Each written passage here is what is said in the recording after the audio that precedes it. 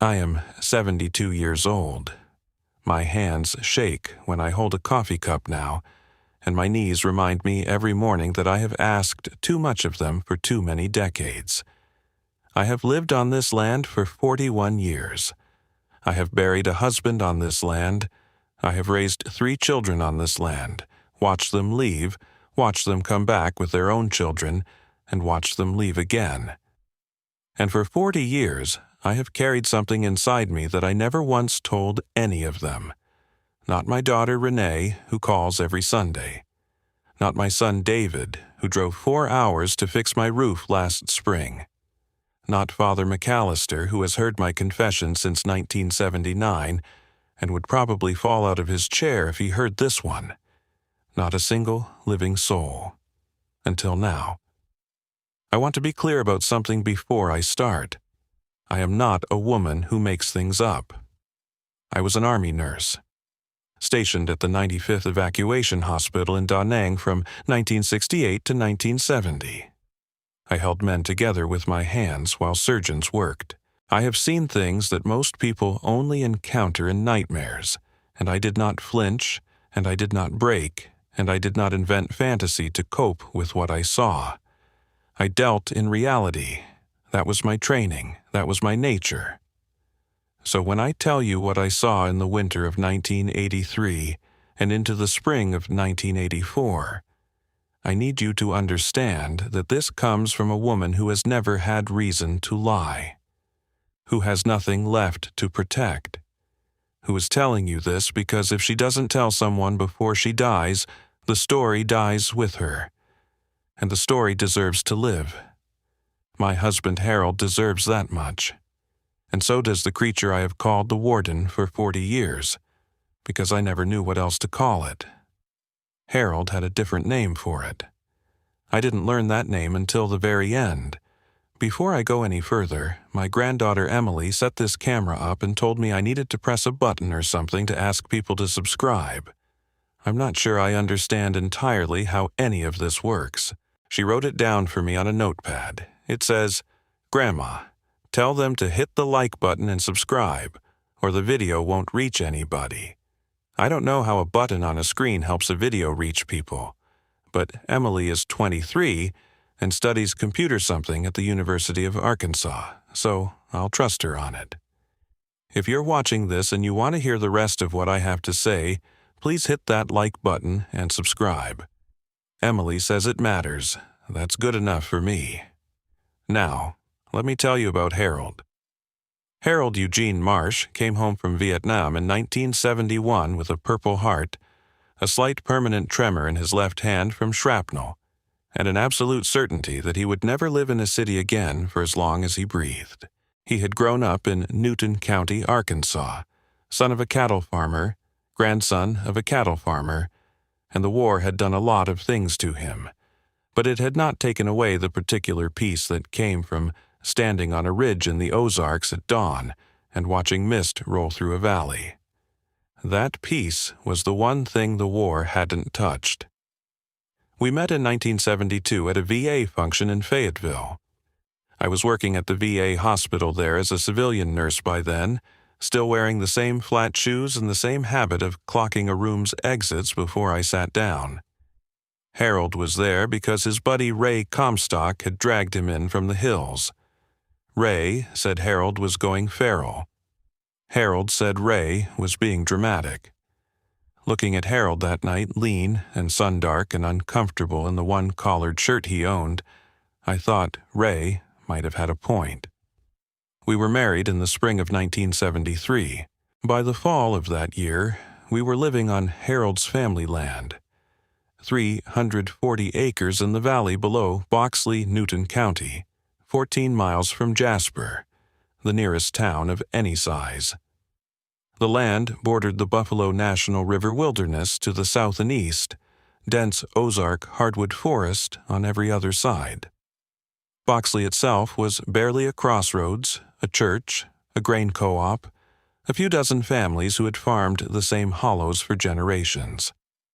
Our nearest neighbor was Ray Comstock, 3 miles up the road, which Harold considered uncomfortably close. It was not an easy life. I will not romanticize it.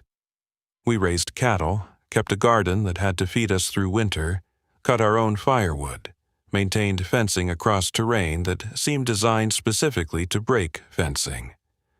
Harold did most of the heavy work. I managed the household accounts, helped with calving season, and drove the 40-minute round trip to Jasper twice a week for supplies. We had David in 1974, Renee in 1976, and our youngest, Thomas, in 1979. I was busy every hour of every day for most of those early years. There was no space for anything unusual. Life on that land demanded your full attention. Harold had been going into the forest since he was a boy. That was just Harold. In winter, when the work slowed, he'd disappear for days at a time with his rifle and his pack and come back quieter and somehow more settled, like the woods had pressed something back into place inside him. That ordinary life kept loosening. I didn't ask questions. I understood the need to go somewhere that held still. Vietnam had given us both that much in common. What I did not know, what I would not learn until Harold was already dying, was that sometime around 1977, something had changed in those trips into the forest. That Harold had encountered something that he could not explain and could not ignore, and that for 6 years before I ever saw a single sign of it, my husband had been quietly, carefully building a relationship with a creature that he kept secret from me and from everyone else on this earth. He told me about it in pieces, in those last months. His voice was already getting thin by then. The cancer took him fast once it decided to move. I would sit by the bed and he would talk, and I would hold his hand, and some of what he said I barely believed, even as I was looking out the window and watching the evidence of it stand guard at the edge of our field in the dark. But I'm getting ahead of myself. Let me tell you what I saw first, and then I'll tell you what Harold told me. It started in November of 1983. Harold had been diagnosed in September. Pancreatic cancer already spread. The doctor in Fayetteville, a decent man named Sutherland who had the decency to be honest, told us we were likely looking at months rather than years. Harold listened to this with the same expression he used when Ray Comstock told him the price of beef had dropped again, a kind of compressed, private grief that he did not intend to share. He thanked Dr. Sutherland. He shook his hand. He put on his coat and walked to the truck and sat in the passenger seat, which was the first time in our 11 years of marriage that Harold Marsh had not driven himself somewhere he had the physical capability to drive. I drove home. We didn't talk much. The kids were grown, or nearly grown by then. David was 19 and already working. Renee 17, Thomas only 14. We told them that night. I will spare you the details of that conversation. Some things belong only to a family.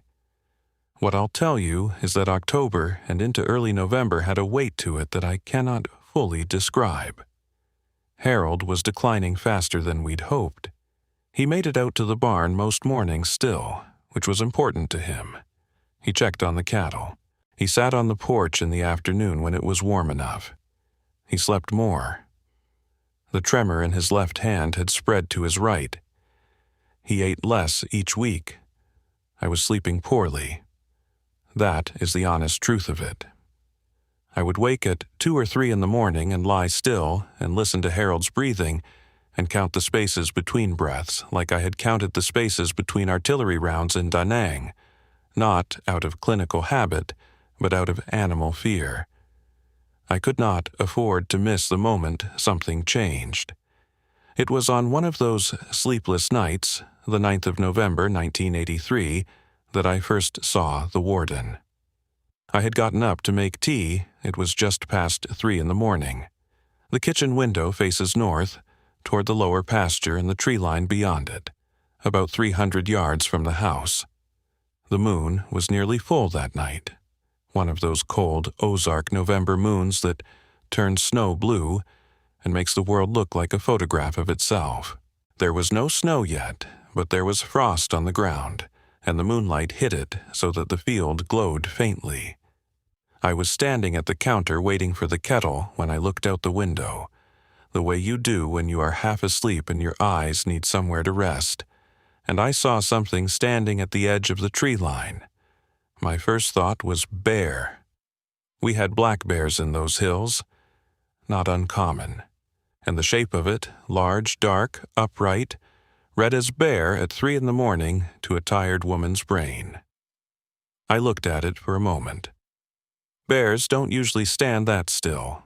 Bears fidget, they rock, they swing their heads. This thing was completely still. I stood there and looked at it, and it looked back at me, or I assumed it was looking at me, though from that distance I could not see its face for what must have been 5 full minutes. Then the kettle started to whistle and I startled and looked away. And when I looked back, the tree line was empty. I told myself it was a bear. I made my tea. I went back to bed. I saw it again the next night. Same position, same stillness, same absolute motionlessness that bears do not manage. The night after that, I moved closer to the window and studied it harder. The moonlight was less direct, filtered through cloud, but I could see that it was standing fully upright. Not rearing, fully upright the way a man stands. And it was much taller than a bear. Bears rear up to maybe 6 feet, 7 feet for a big one. This thing cleared the lower branches of the nearest oak tree, which I had measured once for a different reason, and knew to be about 8.5 feet off the ground. Its silhouette was wrong in other ways.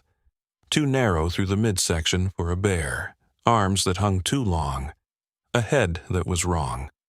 Not round like a bear's skull, but elongated, with something at the top that my brain kept trying to resolve as ears, pointed ears, sitting high. I stood at that window for a long time. I did not go outside. I was not a foolish woman, and I was alone in the house with a sick husband and a sleeping 14-year-old. I watched it until the cloud cover thickened and I lost it in the dark. I watched Harold the next morning over breakfast for a long time. He was quiet, eating his oatmeal. He did not look well. He had not looked well in weeks. But there was something else in his face that morning that I couldn't name. A kind of awareness, like a man who knows a secret is being approached from the wrong direction. "Harold," I said. Is there something in the Southfield tree line I should know about?"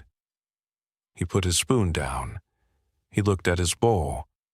Then he looked at me, and what I saw in his face in that moment, it was not surprise and it was not guilt exactly. It was something closer to relief, like a man who has been waiting for a very long time to be asked the right question. "I was wondering when you'd see it," he said. He told me the story over the next 3 weeks, in pieces, the way a man who has held something for a long time tells it, not all at once, but in layers, the outer ones first, the tender ones saved for when he was sure I wouldn't break. I did not break. I was an army nurse. I knew that the person in the bed needed to tell the story at their own pace. Here's what Harold told me. In the spring of 1977, he had been hunting in the eastern section of our land, near the creek that runs along the property boundary.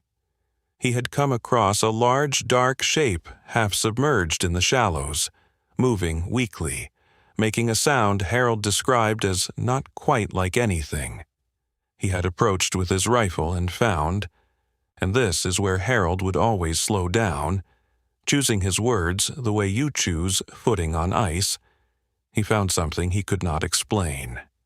It was large, larger than a man, dark, furred, canine in some ways, the snout, the ears, the paws, but wrong in too many other ways to be any dog or wolf Harold had ever seen. It had hands. That was what Harold kept coming back to, even 6 years later, even dying in that bed. It had hands, not paws. Hands with fingers with thumbs, The fur-covered hands of something that was not a bear and was not a man, and was not any creature that had a name Harold knew. It was also badly injured. Something, he thought maybe it had been hit by a vehicle on the county road, or perhaps fallen, or fought something. Had torn its left side open in a way that Harold said looked like death in progress. It was lying in the cold creek water, which Harold supposed was keeping the wound from killing it faster. Harold stood there for a long time with his rifle. Then he put the rifle down. He said that he had killed enough things in his life that needed killing, and enough things that had not needed killing, and he was not going to be responsible for adding one more death to his count if he could help it. That was how he explained it to me.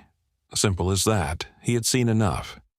He went back to the house and got his truck and his medical kit. We kept a good one, living that far from town, and he went back to that creek and he did what he could. He cleaned the wound. He used a needle and gut thread and he stitched it. He said the creature had gone very still while he worked, in a way that did not feel like the stillness of shock, but the stillness of decision, like something that understood what was happening and was choosing to allow it. When he was done, he sat back on the creek bank. The creature looked at him. Harold looked back. Then he stood up, picked up his rifle, and went home. He went back the next day. The creek bank was empty. He found blood on the rocks leading into the forest. He followed the trail for a while, then turned back. He did not see it again for 7 months. When it came back, and this is the part of Harold's story that made me put down my knitting and stare at him for a long count of 10, it came to the porch, November of 1977. Harold sitting outside after supper the way he did, and something stepping out of the dark at the far end of the porch. Enormous, dark, standing upright. Harold said he felt his whole chest turn to ice water. He said his hands went to his rifle by reflex and then stopped because he looked at its face, at the eyes specifically, and the eyes were watching him with an intelligence that stopped his hands where they were. It came to the middle of the porch. It stopped. It placed its right hand with its 5 fingers and its opposable thumb, flat against its own chest. It made a sound, a low, structured sound. 2 syllables. Something Harold described as halfway between a word and a growl. He understood it, without understanding how he understood it, to be a name. Then it pointed at Harold. Harold told it his name. The creature stood there a moment. Then it turned and walked into the dark. Over the following weeks it left things. Fresh kills, a deer carcass laid on the back step, cleaned and gutted in a way that showed knowledge and care. A second deer. Once, a large bundle of dried plants that Harold couldn't identify, but that when he boiled them out of curiosity, produced a tea that killed his chronic back pain for 3 days in a way that nothing the VA had ever given him had managed. It came to the porch regularly through that winter. It and Harold developed a language of gesture and short sounds that Harold added to carefully, the way you add shims to a foundation, a little at a time, testing each addition before committing to it. By the second spring, Harold said, they could communicate basic things: danger, safety, hunger, distance, direction. By the 3rd year, he said, they could communicate feelings. He called it the Watcher. He had been calling it the Watcher for 6 years. I sat with all of this for a few days. I will admit that. I processed it the way I had processed incoming casualties at the 95th, triage first, questions later. The immediate triage question was this creature dangerous? Harold's answer was that it never had been, in 6 years, not once, and that he believed, with the clarity of a man who has spent considerable time studying something, that it would not be, not to us. The second question I asked Harold was the one that had been forming in me since the night I first saw it standing at the tree line. Harold, I said, Why is it out there now, every night?" Harold looked at the ceiling for a moment. His jaw worked. "Because it knows," he said finally. "It's been watching this land for 6 years. It knows everything on this land. It knows when things change." I looked at him. "It knows I'm dying, Ellie," he said, "and it's keeping watch." December came in hard that year. A cold that settled into the ground and refused to leave. The kind of Arkansas winter that people in warmer states don't believe in. I had a routine by then. Harold's medications at 6 and noon and 8. Meals he could manage. Afternoon rest. The 1,000 small adjustments that caregiving requires. The children came and went. David drove down on weekends when he could. Renee was a comfort. Thomas, at 14, handled it the way teenage boys handle the approach of unthinkable loss, by going very quiet and doing extra chores. And every night, without exception, the warden stood at the tree line. That was when I renamed it in my head. Not the Watcher, Harold's name, but the warden. Because a watcher's passive. What this creature was doing didn't feel passive to me. It felt deliberate and official, the way a soldier stands post. It was not observing, it was guarding. There is a difference, and it matters. A watcher can look away. A watcher has the option of indifference. What I saw every night at that tree line was something that had made a commitment to this land, to this house, to the man dying inside it, and was honoring that commitment with the kind of absolute consistency that most human beings cannot manage for more than a few days before life intervenes. It did not take nights off. It was not there sometimes and gone others. Every night, without exception, in temperatures that dropped to single digits that December, it held its position at the forest edge like something that had been assigned there by an authority higher than weather or discomfort or cold. I know what that looks like. I was in the Army. I have seen men stand post in conditions that would break most people, not because they were unaffected by the cold or the fear or the tedium, but because the post mattered more than their comfort. The warden reminded me of those men, of that particular quality of chosen endurance that has nothing to do with not feeling the difficulty and everything to do with deciding the difficulty is irrelevant. I respected it for that, before I had any other feeling about it at all. Respect came first. Everything else came after. The first week of December, I went out to the porch at about 8 in the evening, wrapped in my heaviest coat. The temperature was 12 degrees. The creature was in its usual position at the tree line, 300 yards distant. I could see it clearly. The moonlight was good, and I had grown familiar with its outline over the preceding weeks. I stood on the porch and looked at it. It did not move. I raised my hand. Not a wave, I'm not sure why, but a wave felt wrong.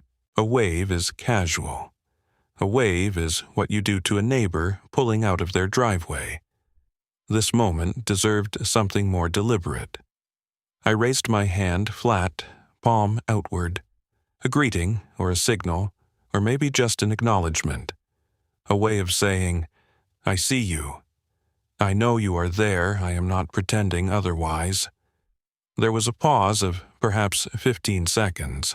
Then, slowly, it raised one arm, held it there, then lowered it. I went inside and sat down at the kitchen table and pressed my hands flat on the wood and concentrated on breathing normally. I sat there for a good while before my heart rate came down, not because I was afraid, or not only because I was afraid, but because something had just happened that I did not have adequate language for and my body was responding to the inadequacy. Something had been exchanged in that field.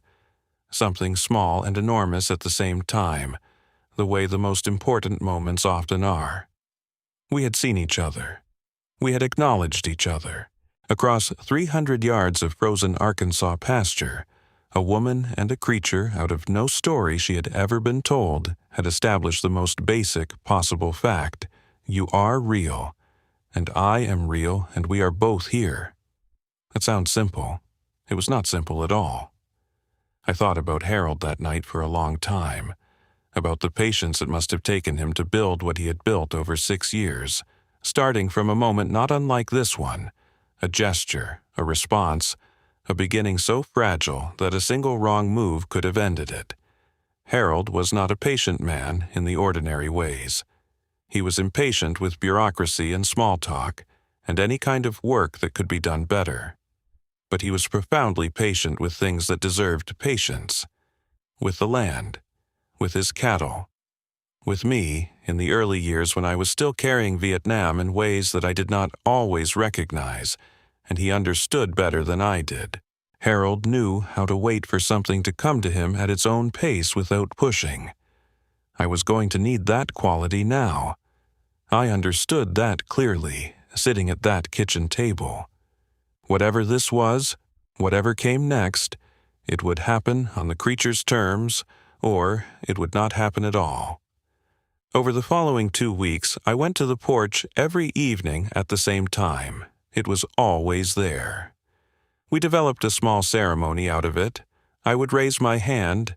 It would raise one arm in return. I began staying longer. 15 minutes, then a half hour. Standing in the cold in my coat, looking across the frozen field at something that should not exist, something that stood at the edge of a wilderness and watched over a dying man's house. On the 4th evening, I brought my tea out with me. I don't know why that felt significant, but it did, bringing something warm and ordinary into this extraordinary cold vigil, as though I were trying to domesticate the moment even slightly, bring it inside the bounds of normal human behavior so that my nervous system could cope with it. I stood on the porch with my mug and looked at the tree line, and it stood at the tree line and looked back at me, and we held that arrangement for 20 minutes until my tea was cold, and my feet were going numb. On the 6th evening it moved. Not toward me, I want to be clear about that. It did not approach, but it shifted its position slightly, and in shifting revealed something I had not noticed before, that it had been standing partly behind a large white oak at the forest edge, using the trunk for cover in a way that was so practiced and natural I had not registered it. When it moved, even those few feet, it stepped fully clear of the tree, and I saw it without the partial obstruction for the first time. The size of it hit me differently without the tree as a reference point. I had been unconsciously using the oak to scale it, telling myself it was large but perhaps not as large as my imagination was insisting. Without the tree, there was nothing to negotiate with. It was simply what it was, massive and dark against the snow, upright and still, something that belonged to a world that overlapped with mine, but was not the same world. I held my hand up longer than usual that evening. It held its arm up longer in return. On the 9th evening, I noticed it turn its head, a slow, deliberate rotation, the great ears moving independently of each other, tracking something I couldn't hear. Then it turned back toward the house.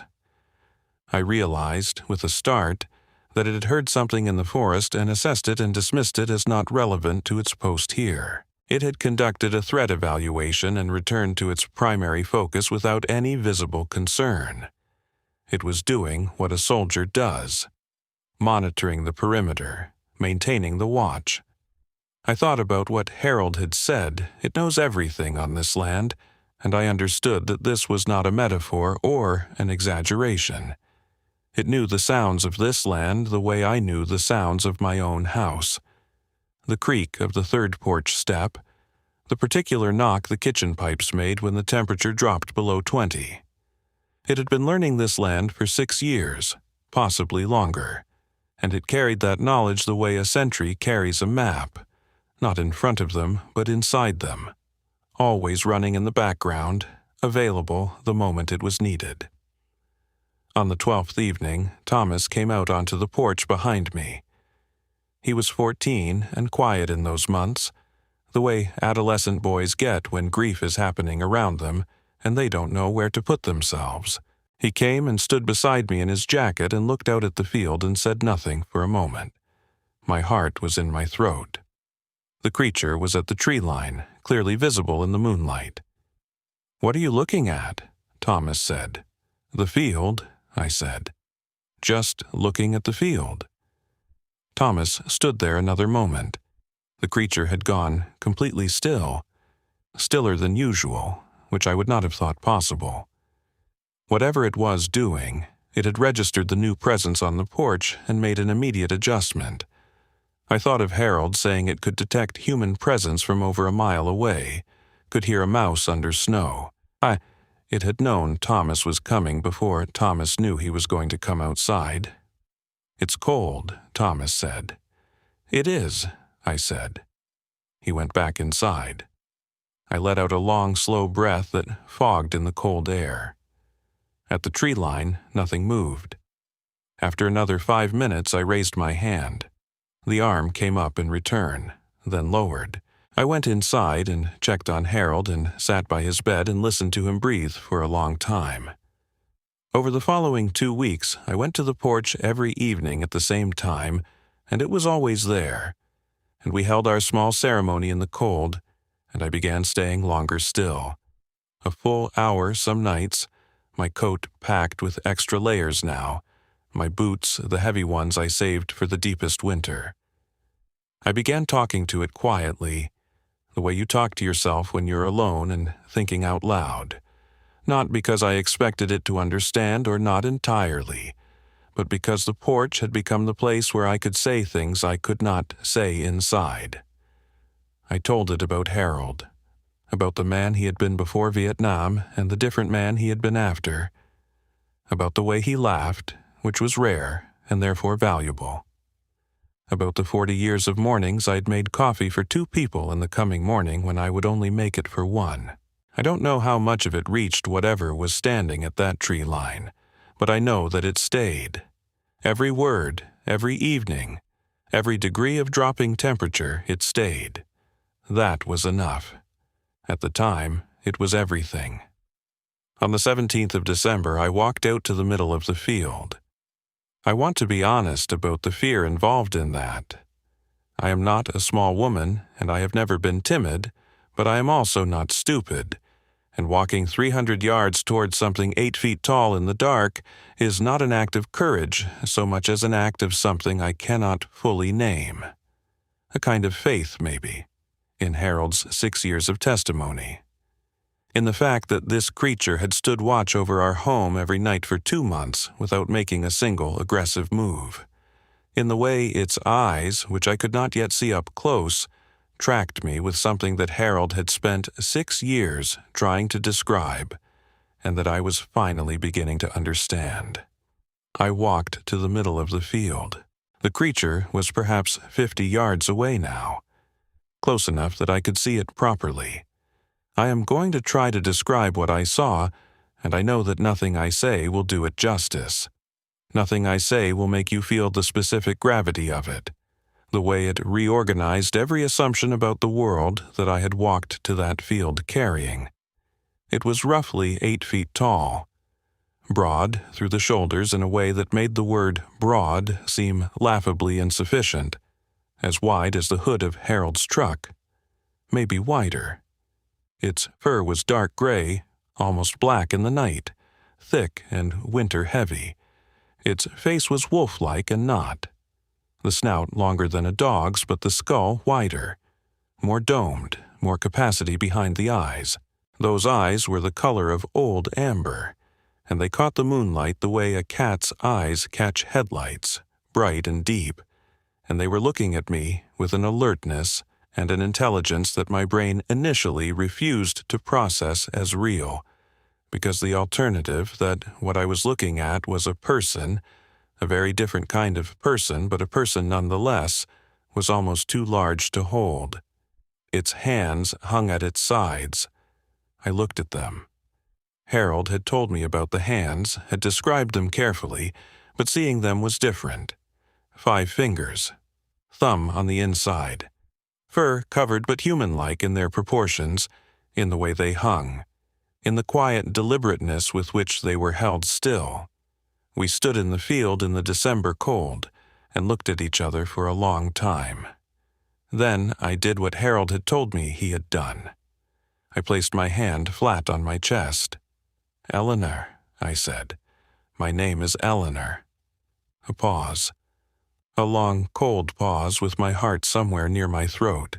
Then, slowly, it placed its right hand against its chest. It made the sound Harold had described, low, structured, 2 syllables. Something that lived between language and something older than language. And even though I had no framework for this sound, no reference, no decoder, I understood with a certainty I cannot rationally explain that it was telling me its name. I said the name back to it as best I could. My pronunciation was surely terrible. But something shifted in its posture when I tried. A subtle settling, a relaxation in the enormous shoulders. I thought of Harold saying they could communicate feelings, and I began to understand what he meant. I turned and walked back to the house. At the porch steps, I looked back. It was still there, still watching. I went inside. The days between Christmas and New Year's of 1983 were the hardest. Harold was declining faster.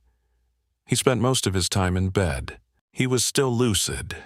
Harold stayed sharp until very near the end, which was both a mercy and not, but his body was failing faster than his mind, which is a particular kind of cruelty I would not wish on anyone.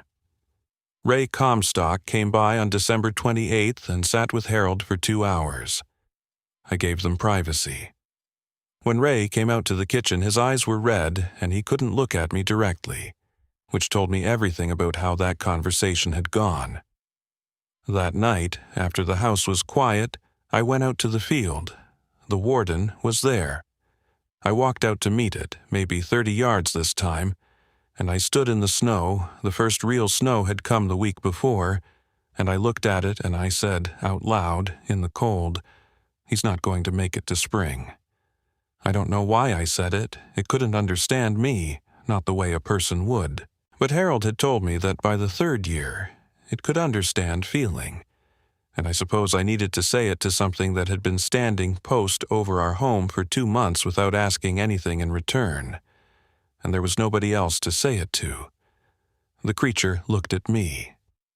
Then it did something it had not done before. It lowered itself, slowly, enormously, with a kind of controlled deliberateness, until it was seated on the snow. Cross-legged, if you can imagine it. Like a person sitting down to talk. I sat down in the snow too. My coat was thick enough. I sat down in the frozen field at 10 o'clock at night across from a creature out of no taxonomy I had ever studied, and we sat together in the dark. I don't know how long we sat there.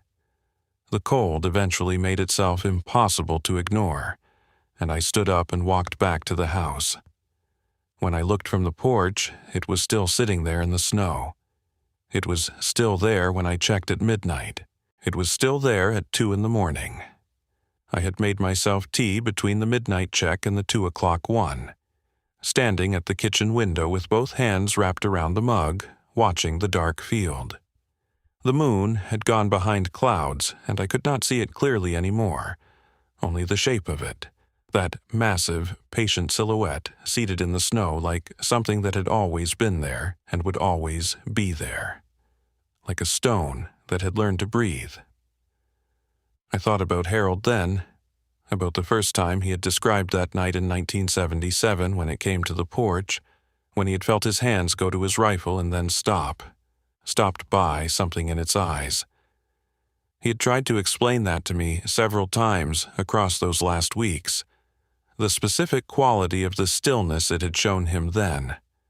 Not the stillness of prey freezing, not the stillness of a predator about to strike, but the stillness of something that had made a considered choice, something that had decided, in whatever way such decisions were made in a mind shaped entirely differently from ours, that this particular human being deserved a different response than fear or aggression.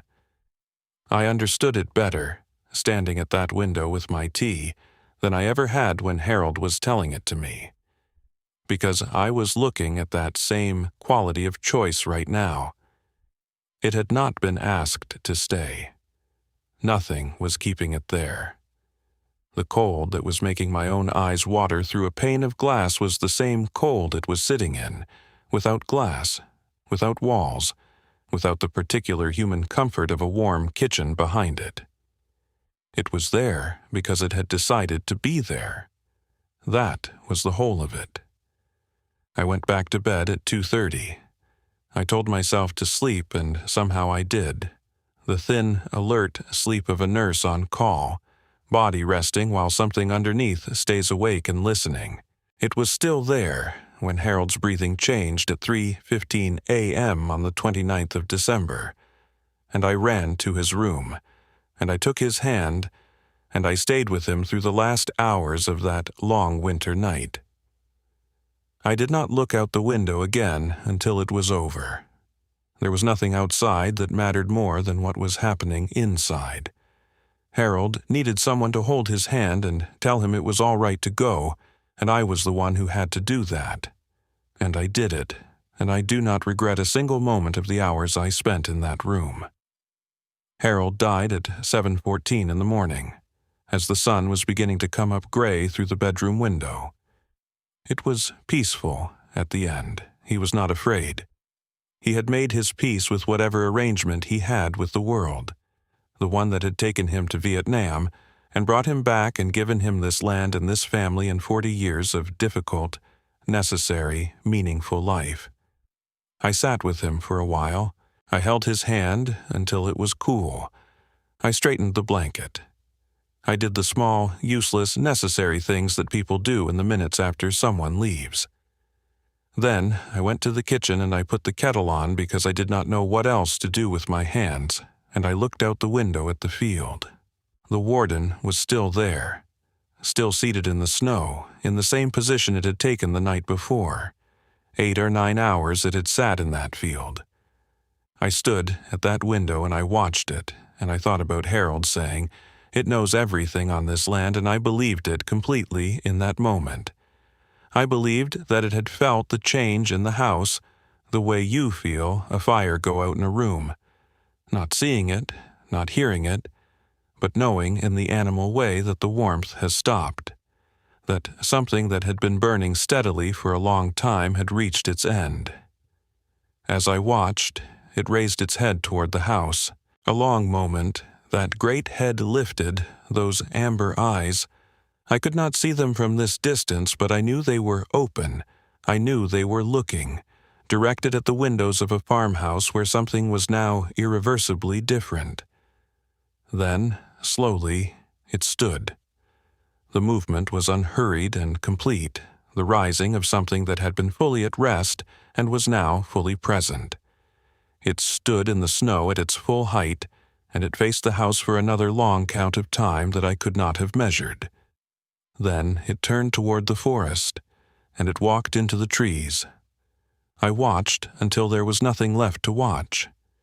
Then the kettle started to whistle, and I turned away from the window, and I poured the water, and I sat down at Harold's kitchen table, and I let myself cry for the first time since September.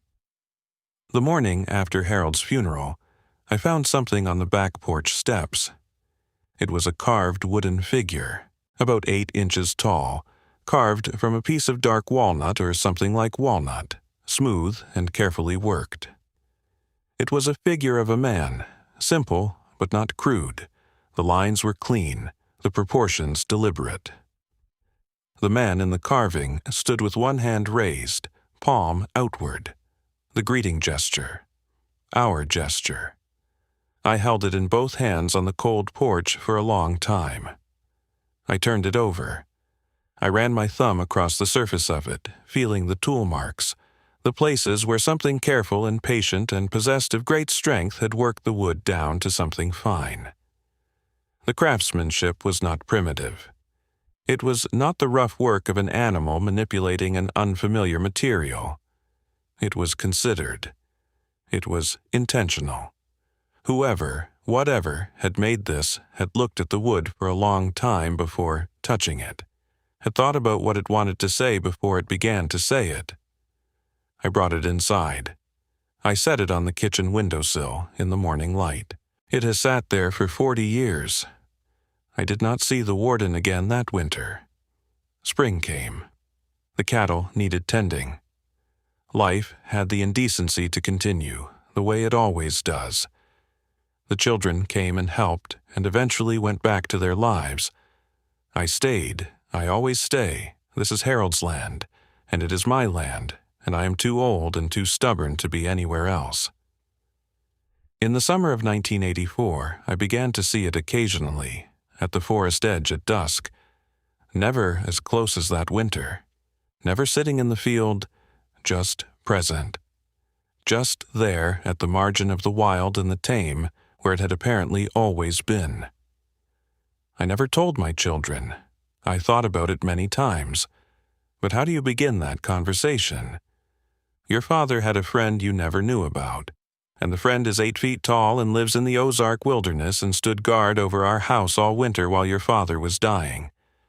I could not find the entry point, and more than that, Harold had kept this secret for 6 years because he understood, in the way that a man who has lived close to wild things understands, that exposure would be the end of it. Of the creature, of the trust, of whatever careful, fragile thing had been built between one human being and one impossible animal over 6 years of patient, deliberate relationship. I kept it because Harold kept it. That simple. I have seen it perhaps 30 times in 40 years. Always at the forest edge. Always at dusk or dark. Once, in the winter of 1991, I saw it clearly in good afternoon light, standing on the ridge above the eastern pasture, different light than I'd ever had before, and I could see the gray coming into its fur, the way a dog goes gray around the muzzle with age. I stood in the pasture and raised my hand. After a moment, it raised one arm. The last time I saw it clearly was 3 winters ago. I was 70. It was standing at the tree line in the snow in November, in the same position it had held every night for that entire winter of 1983. And I walked out into the field, my knees complaining every step, and I stood 30 yards from it and looked at it. It was older, significantly older than the first time I had seen it up close in the field. The muzzle had gone almost completely gray. The enormous frame had not diminished much, but it carried its age in the way old things carry it, the weight of time visible not in the structure but in the stillness. There was a depth to the stillness now that had not been there before. We looked at each other for a long time. Then it spoke. I was not prepared for it. Harold had told me it had spoken to him a handful of times. Single words or short fragments, the English sounds broken and slow. But I had never heard it myself in 40 years. I had not expected to. It said slowly, with great effort, each word separated by a pause.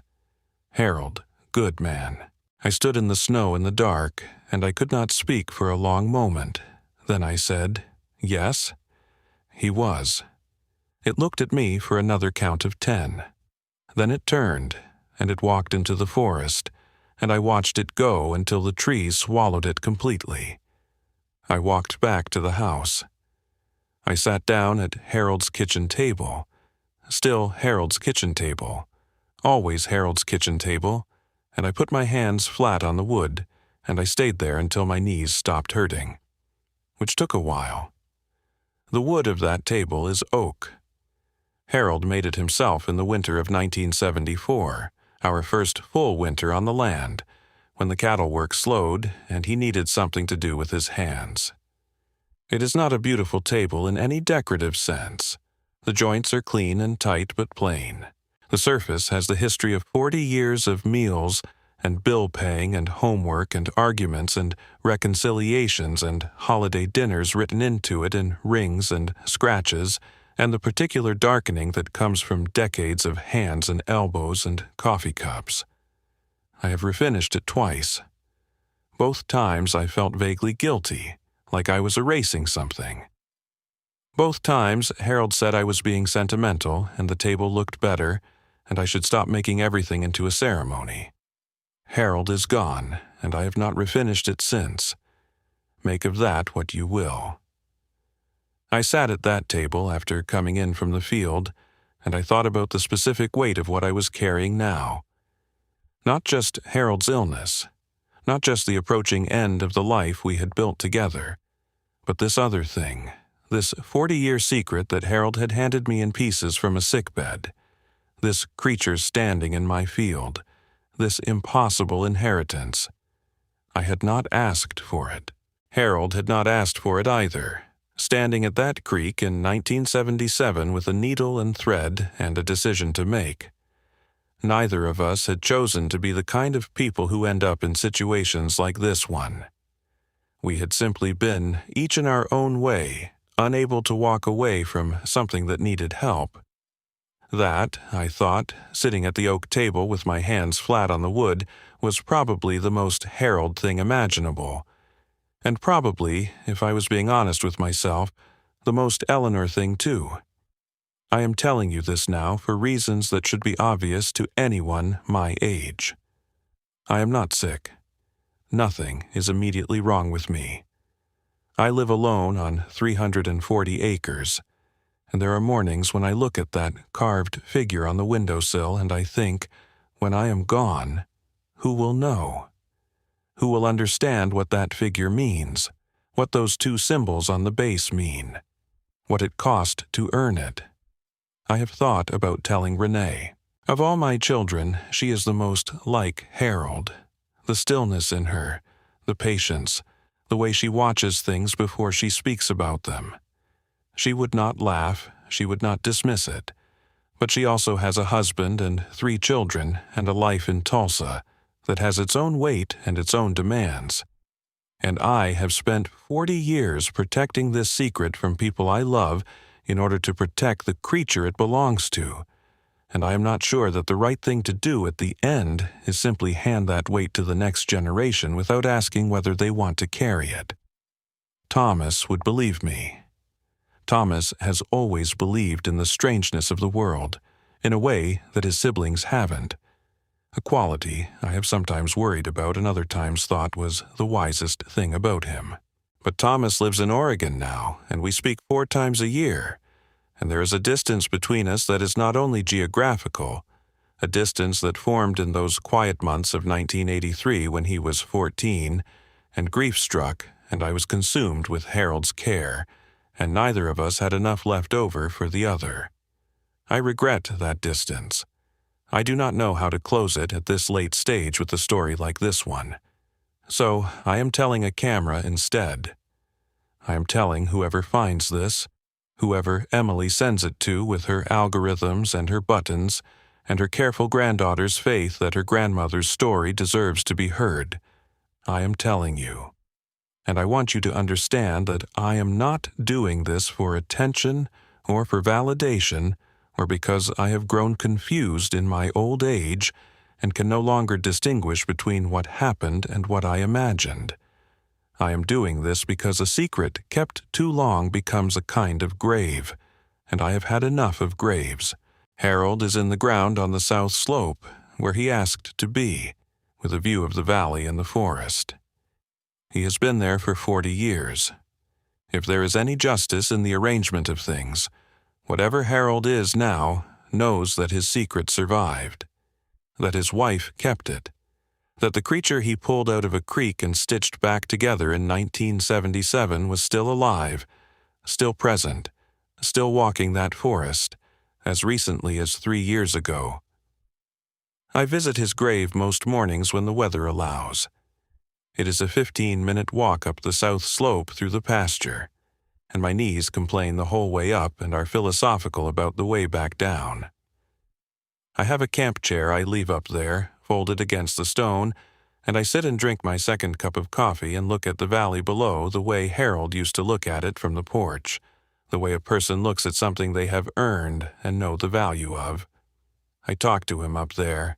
I am aware of how that sounds to people who do not do it. I do not particularly care how it sounds. Harold was my husband for 11 years while he was alive, and he has been my husband for 40 years since, and the fact that the conversation is now one-sided has not made it less necessary.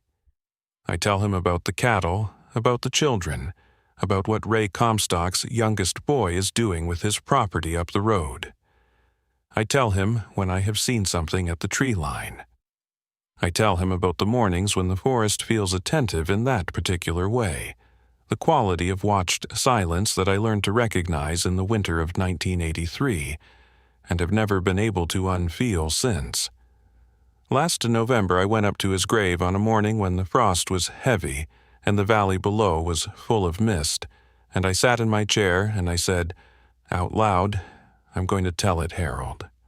I'm going to tell someone. The valley held its silence the way valleys do. I took that as permission. I think about what Harold had that winter a lot. He was dying, which is the most isolating thing a person can do, and he was doing it knowing that the secret he'd carried for 6 years was going to die with him unless I already knew. Which I didn't, not then, but he had something that I did not know to be grateful for until I watched it from the window. Night after night after night, he had a creature that had chosen, out of everything it could have done, to stand watch, to not leave, to plant itself between the dark of the wilderness and the light of a farmhouse window, and hold that position for as long as it needed holding. I want to dwell on that choice for a moment, because I think it is the heart of this whole story, and I do not want to rush past it. The warden did not have to come. That is the thing I need you to understand.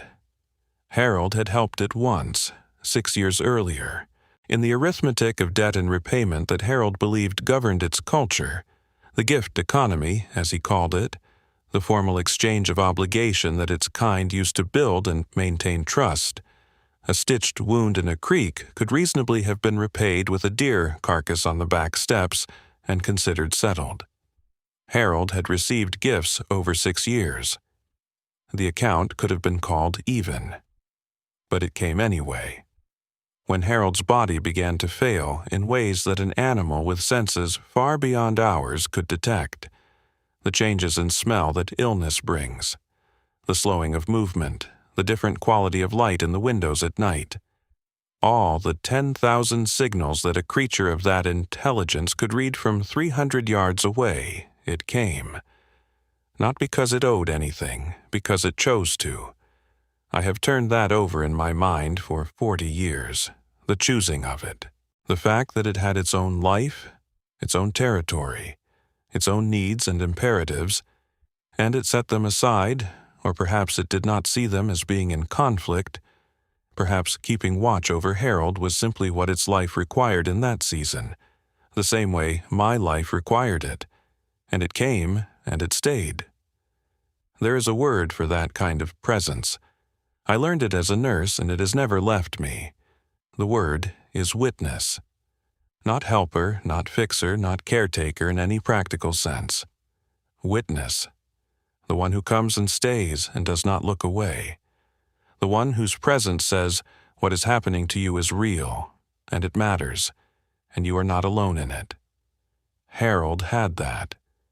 From a creature most people would run from, most people would not believe in, most people would describe as a monster if they saw it standing in a winter field. Harold had that, and it mattered to him in a way that I do not think any practical help could have matched, because practical help addresses the body, and witnessing addresses something else, something that does not have a clinical name, but that every dying person I have ever sat with has needed more than medication or comfort, or any of the things nursing school prepared me to provide. He was seen. He was not alone. That is what the creature gave him, and it gave it freely, and I have never once in 40 years been able to think about that without feeling something that lives in the chest just below the sternum and has no adequate name in English. I have been a nurse.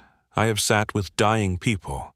I have held hands and administered medication and managed the last weeks of lives that were ending. I know what it means to be present with someone at the end. I know what it costs, and I know how rarely people truly do it without flinching. People flinch from death, even good people, even loving people. Something in us pulls back from the final approach of it, the way you pull back from a fire that is too large. We find reasons to be somewhere else. We manage our visits carefully, arriving with food and cheerfulness and busyness, staying long enough to feel we have done our duty and leaving before the silence gets too heavy. I understand this. I have done it myself in other people's houses. The proximity of death frightens us in ways we cannot always control, and flinching is not a moral failure. It is a human one. The warden did not flinch.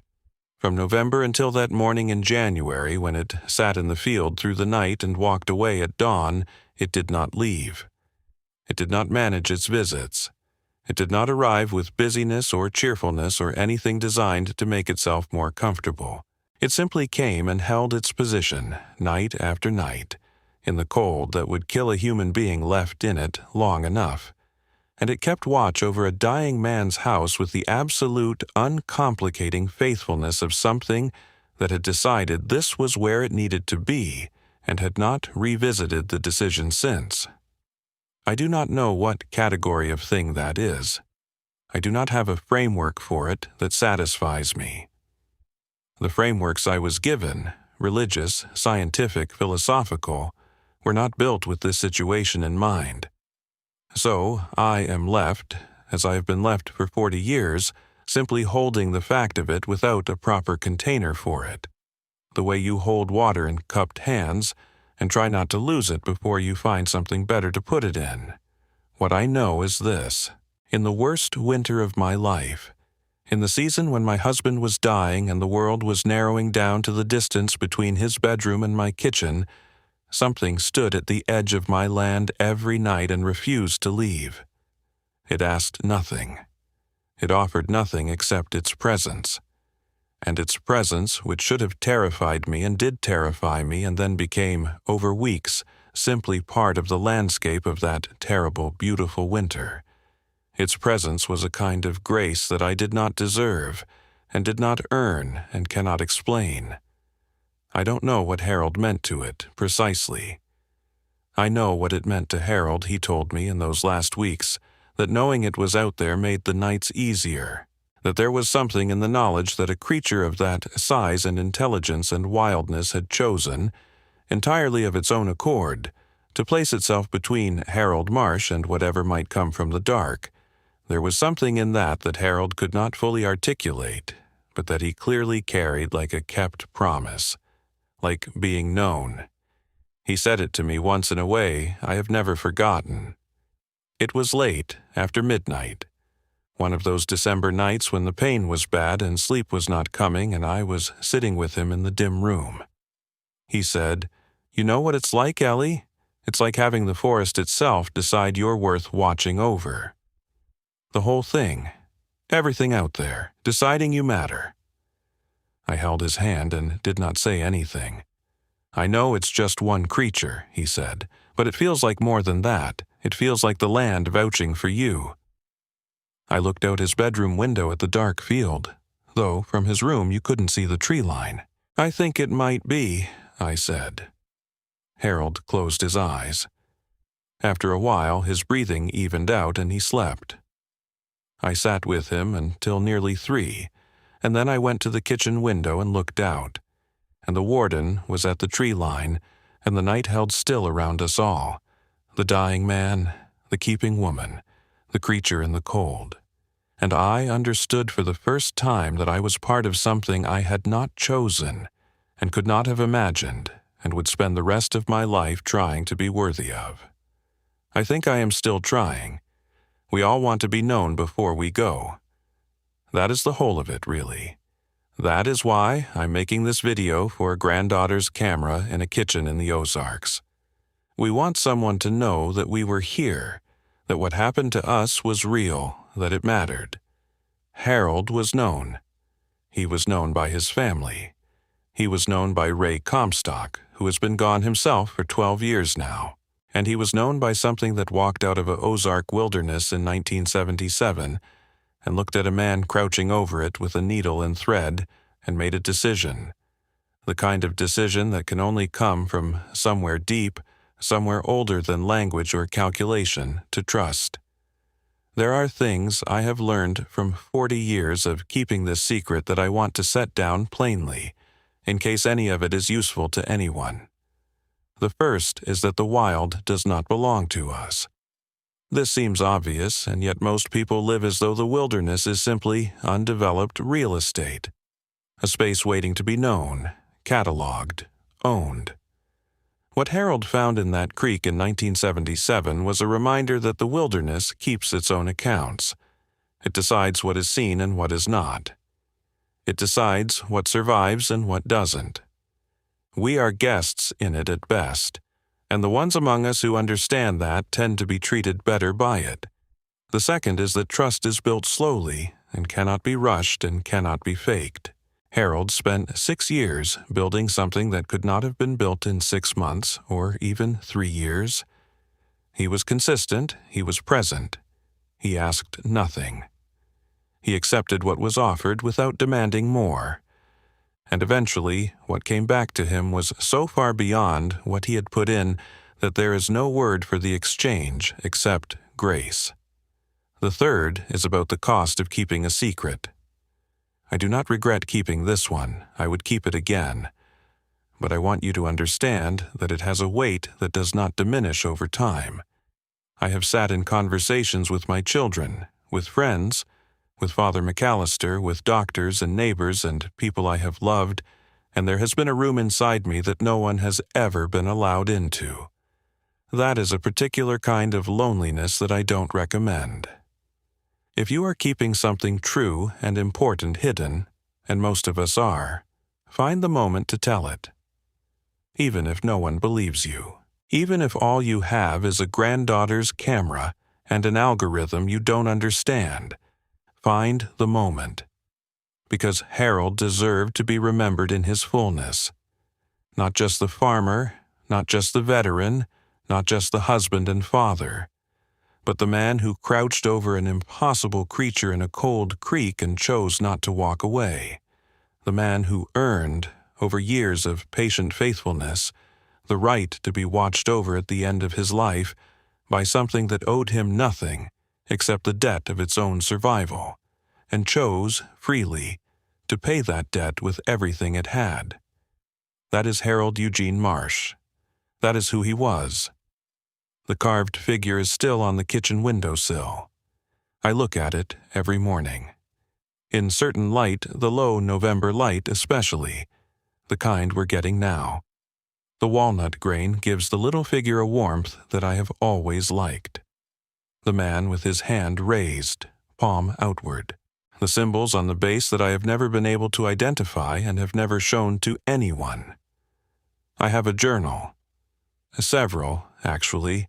I started keeping records in the winter of 1983, and I have not stopped. Dates, times, descriptions. Everything Harold told me, and everything I observed myself. They are in the cedar chest at the foot of my bed. I have told Emily, my granddaughter, that the chest is not to be opened until after I am gone. I have left a note inside explaining what she will find, whether she believes it is her business. The evidence will be there, 40 years of careful documentation from a woman who has never been accused of carelessness or fantasy. What she does with it is her choice. I have done what I can. Most mornings now I have my coffee on the porch in decent weather, and I look at the tree line. I have not seen the warden clearly in 3 years. It is old. I don't know how old or how long its kind lives. I don't know if it is still there, still walking those hills, or if it has gone somewhere else, or gone entirely. I don't know if it thinks of Harold the way I think of Harold, or if the concept of thinking of someone works differently inside whatever kind of mind it carries. What I know is that there are mornings when I am standing on this porch and I feel, for just a moment, that the tree line is not empty. A quality of attention in the direction of the forest that has no rational explanation. A sense of being seen. I raise my hand, palm outward, the way Harold taught me, the way the creature taught Harold. And then I go inside, and I have my coffee, and I live the rest of another day on this land in this house with this particular and unrepeatable life. Harold Marsh was a good man. I hope somewhere, in whatever language is spoken in those hills, it is still known. Thank you for letting an old woman unburden herself. If you have your own story, something you've seen, something you've carried, the comments are open. I read them with Emily's help, and if this reached you somehow, please hit that like button. For Emily, she worked very hard on making sure people could find this. I have lived at the foot of these Ozark hills for 41 years, and now I have told the truth of it. Good night.